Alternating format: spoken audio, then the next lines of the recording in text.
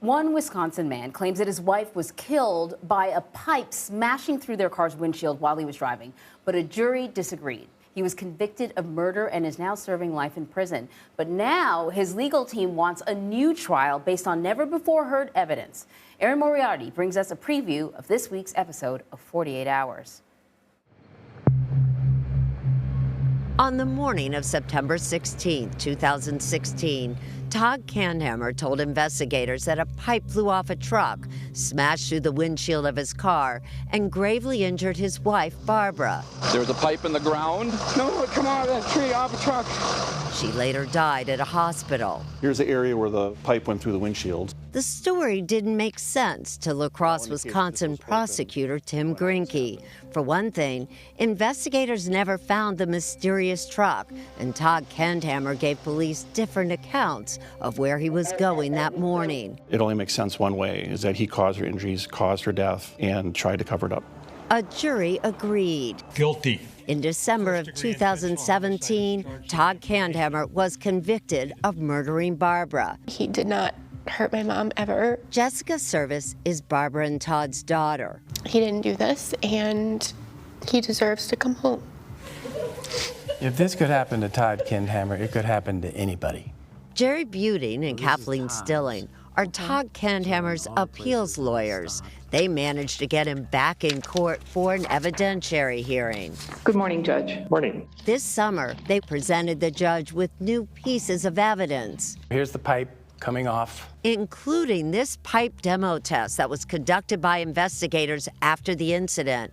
Candhammer's trial lawyers, who thought the pipe test was inconclusive, never shared the video with judge or jury, and neither did the state. Look how it bounces.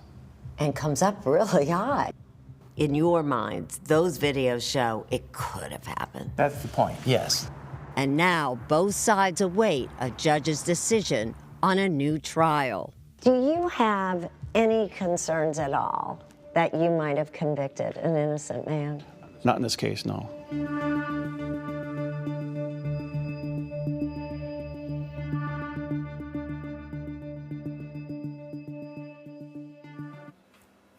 And Erin is here to break down her reporting. Erin, I was watching this when you first previewed it on CBS Mornings, and the question that I had was, why would Todd want his wife dead? Well, that's what's so mysterious about this case. It's really one of the things that drew me to this case. There were a lot of things. Number one, it is truly a mystery. It honestly is. I can argue both sides of it. But there is no apparent motive. And in fact, the state didn't present, they don't have to at trial, but did not present a motive. Neither one was having an affair. There were insurance policies, but his life was more insured than hers. There was no history of domestic violence. To all appearances, they had a very good relationship.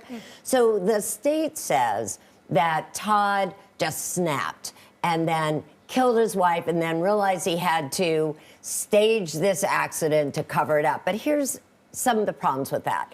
I will say that Todd was his own worst witness because he changed his story about where they were going that morning.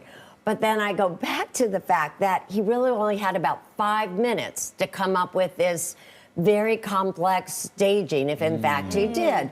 So there's a witness who drives by and sees the Candhammer car, doesn't see anyone around it.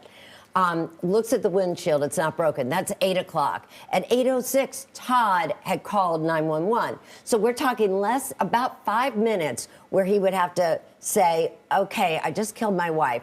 What am I gonna do? I'm gonna go in the trunk, grab a pipe, break the windshield twice, then pull it out, pull her out, because she was outside of the car when they got there, then call 911.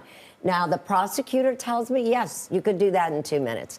I think the timeline is problematic. But on the other hand, why didn't Todd change his story 3 times about where they were going that morning? Todd's wife, Barbara, usually calls her mother. She didn't that morning. Why didn't she? Why is that?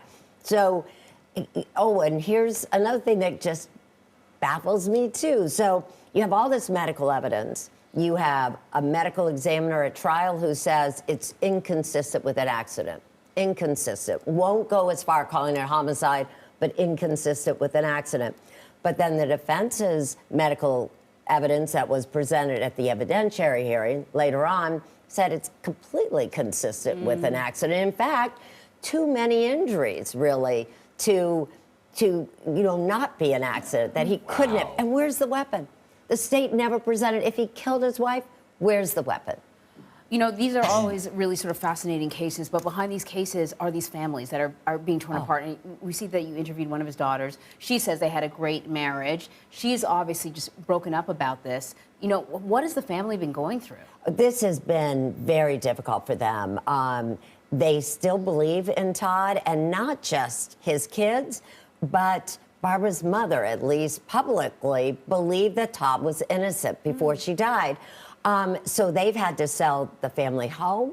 Jessica had to sell her home because not only did they have to pay for his defense, but there's this evidentiary hearing, and that costs money, and experts cost money. They've lost everything, but they believe in him.